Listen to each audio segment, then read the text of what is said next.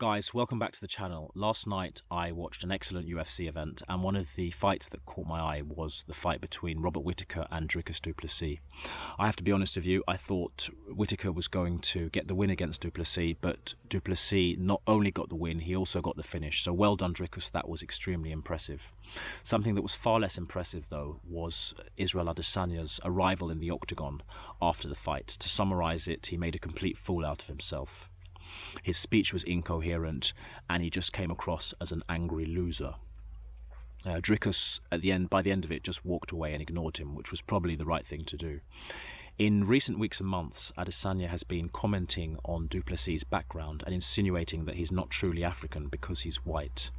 And this is something that Kamaru Usman has also joined in with. I find it puzzling that fighters such as Adesanya and Usman have the audacity to state that du Plessis isn't truly African when they themselves fled the continent as young children and no longer live there, whereas Dricus was born and raised there and still lives there. And if you just look at it from a historical context, it's also wrong. Dricus du Plessis is an Afrikaner, and the Afrikaners arrived in South Africa at the Cape of Good Hope in the 1600s, and this region was at that point uninhabited. The only people living there were some hunter-gatherers. The Bantu people, who make up the large majority of South Africa's black population today, weren't even there.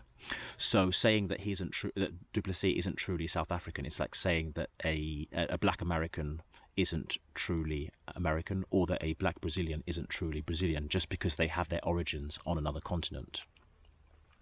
Adesanya also said that Dricus du Plessis being in South Africa is a legacy of colonialism. That's factually inaccurate too, because the Afrikaners were there long before South Africa became a British colony.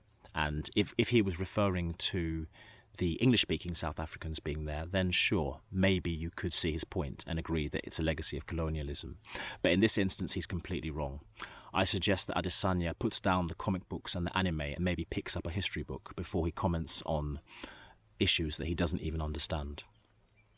Nevertheless, I am looking forward to the fight between du Plessis and Adesanya.